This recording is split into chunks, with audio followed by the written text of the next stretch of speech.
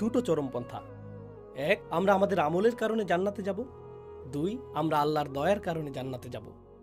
এই দুটোই চরমপন্থা এবং দুটোই ভুল। আমি আপনাদের দেখিয়েছি এর একটি ভুল। আমাদের আমল আমাদেরকে জান্নাতে নিবে না, কারণ এটা যুক্তিসঙ্গত না।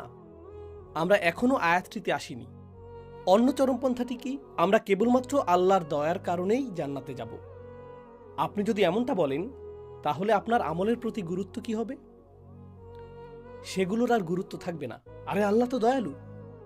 আপনি বলেন, ভাই হারাম খেও না। হ্যাঁ, কিন্তু আল্লাহ তো দয়ালু। এমন তো না যে আমরা আমলের কারণে জান্নাতে যাব। তুমি কি হাদিসটি পড়োনি? আমাদের আমল যথেষ্ট নয়? শুধু আল্লাহর করুণা প্রার্থনা করো, তিনি করুণা করবেন। আল্লাহ তো আর রহমান। তুমি এত সংকীর্ণ মনা কেন? আল্লাহ তোমার চেয়ে অনেক বেশি উদার।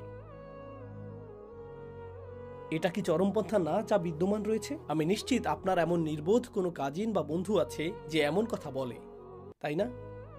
কারণ লক্ষ লক্ষ মানুষের এই ধারণা রয়েছে, তাই না?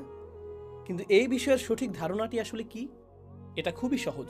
প্রসঙ্গত, যখনই কোনো ব্যাখ্যাকে জটিল মনে হয়, সম্ভবত তা সঠিক হয় না। কারণ এই ধর্মটিকে সেভাবেই বানানো হয়েছে। ধর্মটি কেমন? এটি ফিতরার ধর্ম।